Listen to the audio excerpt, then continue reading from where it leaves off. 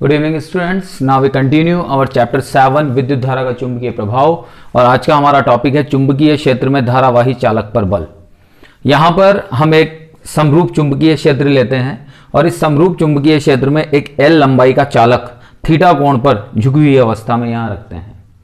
हम ये मानते हैं कि जो चुंबकीय क्षेत्र है वो x डायरेक्शन में है और इस चुंबकीय क्षेत्र में रखने पर इस चालक के अंदर के जो मुक्त इलेक्ट्रॉन्स थे वो z डायरेक्शन में मूव कर रहे हैं। दैट मीन जो धारा है वो z डायरेक्शन में प्रवाहित हो रही है।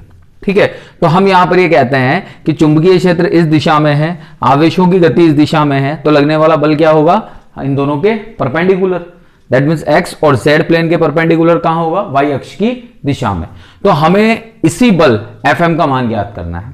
हम लोगों ने हमारे प्रीवियस वीडियो में यह पढ़ा था कि जब किसी आवेश को किसी चुंबकीय क्षेत्र में प्रवेश करवाया जाता है तो उस आवेश पर एक चुंबकीय बल कार्य करता है जिसे हम लॉरेंज बल कहते हैं। वैसे तो लॉरेंज बल विद्युत क्षेत्र और चुंबकीय क्षेत्र का परिणामी रूप होता है, लेकिन विद्युत क्षेत्र की अनुपस्थिति में जो बल बचता है उस बल को भी हम लॉरेंज बल ही कहते हैं। तो हम ये कहते हैं कि जब भी किसी धारावाही चालक को आप किसी चुंबकीय क्षेत्र में रखते हैं तो वो एक बल का अनुभव करता है जो लॉरेंज बल कहलाता है, और लॉरेंज बल होता है क्यू वी क्रॉस बी। ये आपका लॉरेंज बल कहलाता है, क्यू वी क्रॉस बी। अब यहां पर थोड़ा सा हम इस चीज को देखें कि जो v क्रॉस b है तो यहां v क्या है? v यहां पर आवेश का वेग है, इलेक्ट्रॉन का वेग है। लेकिन यहां पर जो इलेक्ट्रॉन है वो इलेक्ट्रॉन क्या करते हैं? चुंबकीय क्षेत्र के कारण से अपवाह करते हैं। जैसे विद्युत क्षेत्र की उपस्थिति में इलेक्ट्रॉनों का अपवाह वेग उत्पन्न होता था, वैसे ही चुंबकीय क्षेत्र की उपस्थिति में यहां पर इलेक्ट्रॉनों में अपवाह वेग उत्पन्न होता है, जिसे हम किससे रिप्रेजेंट करते हैं? Vd से रिप्रेजेंट करते हैं। तो हमारा जो फॉर्मूला बनता है यहां से Fm equals to q Vd cross b. ठीक है, अब हम यहां पर ये कहते हैं कुछ थोड़ी सी, अब इसमें हम टर्मिनोलॉजी कुछ कैलकुलेशंस करते हैं, कुछ कंसिडरेशन करते हैं। हम ये कहते हैं कि इस L लंबाई के चालक में जो इलेक्ट्रॉन का आवेश घनत्व है वो कितना है? तो हम ये कहते हैं n equals to n by v, यानी एकांक आयतन में उपस्थित जो L लंबाई का चालक है जिसका क्षेत्रफल हमने a माना है, तो उस चालक के इकाई आयतन में कितने इलेक्ट्रॉन उपस्थित हैं? n equals to n by v। तो ये n इक्वल्स टू क्या हो गया आपका? nv। अब मैंने आपको क्या कहा कि इस चालक की लंबाई है a और क्षेत्रफल कितना है? a। तो आपका जो ये आयतन है, ये आयतन क्या हो गया? NaL। ठीक है, तो चालक पर कुल आवेश, तो यहां पर हम बात करते हैं चालक पर कुल आवेश। तो कुल आवेश क्या होगा? Q इक्वल्स टू Ne, क्वांटीकरण सिद्धांत से, तो ये हो गया आपका NeAl। ठीक है, ये हो गया, ये कैपिटल N आ गया आपका। तो N इक्वल्स टू आपका आ गया NeAl। ठीक है, तो Q equal, sorry not N equals, this is Q equals NeAl। This is equation 2। अब यहां पर हम बात करते हैं Vd और B की। Vd और B की अगर हम बात करते हैं तो यहां पर हम देख रहे हैं कि इलेक्ट्रॉन्स का जो अपवाह है, यानी इलेक्ट्रॉन्स की जो गति है वो चुंबकीय क्षेत्र के परपेंडिकुलर है। चुंबकीय क्षेत्र आपका x दिशा में है, सपोज इलेक्ट्रॉन इस दिशा में जा रहा है माइनस z में, तो माइनस z और x एक दूसरे के परपेंडिकुलर होगा definitely.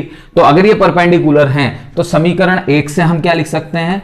Fm equals to q Vd b sine 90, और साइन 90 की वैल्यू क्या होती है? 1। तो अब इस q का मान भी यहां रख देते हैं, तो q का मान मैंने यहां रखा NeAl Vd b। ठीक है, ये हो गया। अब यहां पर हम क्या जानते हैं? हम जानते हैं चूंकि I इक्वल्स टू धारा और अपवन वेग में क्या संबंध होता है? NeA Vd, ये संबंध होता है। तो यहां पर फाइनली अब हमारे पास में क्या बचा? Fm इक्वल्स टू यहां पर हम NeA Vd की जगह क्या रख दें? I। तो Fm इक्वल्स टू क्या हो गया आपका? ILB। ठीक है, अगर हम इसे वेक्टर फॉर्म में लिखते हैं तो वेक्टर फॉर्म के अंदर क्या होगा? Fm equals to I। अब L लंबाई है और B के बीच का एंगल कितना है? थीटा। तो हम यहां पर इसको वेक्टर फॉर्म में लिख सकते हैं IL क्रॉस B। तो ये आपका धारावाही चालक जो चुंबकीय क्षेत्र में विद्यमान है उस पर लगने वाला बल हमने यहां पर निकाल लिया। ठीक है, अब यहां अगर हम चाहें तो इसको हम इस तरह से भी कर सकते हैं कि जैसे फॉर एग्जांपल यहां हमने क्यू Vd साइन 90 किया, आप इसको साइन 90 ना करके इसे थीटा ही रहने दें। हम एक प्रोसेस और कर सकते हैं। आपने इसको साइन थीटा रहने दिया तो यहाँ पर भी साइन थीटा आ गया, यहाँ पर भी साइन थीटा, यहाँ आई की वैल्यू होती है NEABD, तो यहाँ भी आपके पास क्या आ गया, साइन थीटा। और साइन थीटा आने से इस साइन थीटा का ये क्या रिप्रेजेंट किया हमने, क्रॉस प्रोडक्ट। तो ये धारावाही चालक पर क्या आ गया, चुंबकीय क्षेत्र में किसी धारावाही चालक को रखने पर उस पर लगने वाला बल हमने यहां पर निकाल लिया। ठीक है, और इस बल की दिशा इस L और B से बनने वाले तल के सदैव क्या रहती है, लंबवत। ठीक, अब यहां पर हम क्या करते हैं, कुछ स्पेशल केसेस लेते हैं।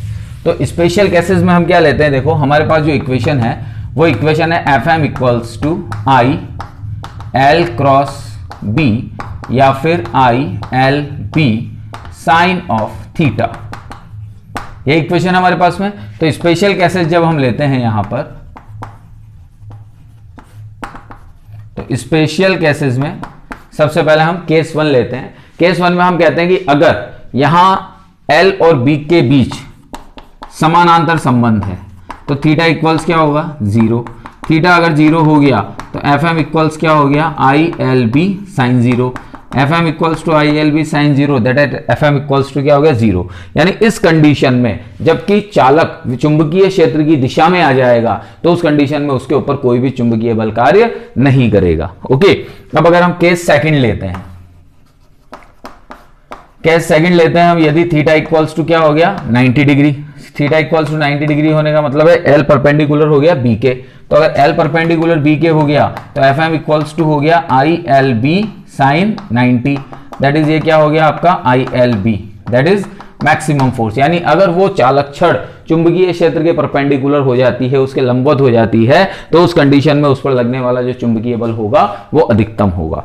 तो ये तो बात हुई चुंबकीय क्षेत्र के परिमाण की, जो धारावाही चालक चुंबकीय क्षेत्र में रखा हुआ है उसके परिमाण की बात हुई। अब उस चुंबकीय क्षेत्र की दिशा कैसे निकाली जाती है धारावाही चालक की, तो चुंबकीय क्षेत्र की दिशा निकालने के लिए हम 2 नियमों का उपयोग करते हैं। एक तो है फ्लेमिंग के बाएं हाथ का नियम और एक है दाएं हाथ की हथेली का नियम।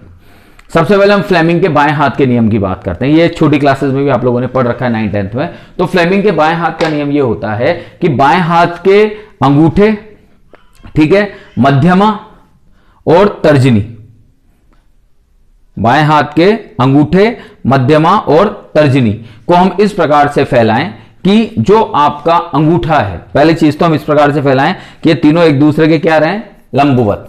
तो बाएं हाथ का अंगूठा, मध्यमा और तर्जनी तीनों को हमने इस प्रकार से फैलाया कि ये तीनों एक दूसरे के क्या हैं, लंबवत। अब यदि हम यहां पर ये कहते हैं कि तर्जनी तो दिखा रही है चुंबकीय क्षेत्र की दिशा, ये तो किसकी दिशा बता रही है, आपकी चुंबकीय क्षेत्र की दिशा। ठीक है, तर्जनी आपकी बता रही है चुंबकीय क्षेत्र की दिशा और मध्यमा बता रही है आपकी धारा की दिशा। तो जो अंगूठा होगा ये चुंबकीय बल की दिशा को प्रदर्शित करेगा। ये तो चुंबकीय क्षेत्र की दिशा है और ये धारा की दिशा है, तो जो अंगूठा होगा वो किसको प्रदर्शित करेगा, चुंबकीय बल की दिशा को प्रदर्शित करेगा। यही फ्लेमिंग का बाएं हाथ का नियम है। इसी तरह से एक दक्षिण हाथ हथेली का नियम भी होता है। इसमें यह है कि यदि दाएं हाथ के पंजे को इस प्रकार से फैलाएं कि अंगूठा कैसे रहे, धारा की दिशा में।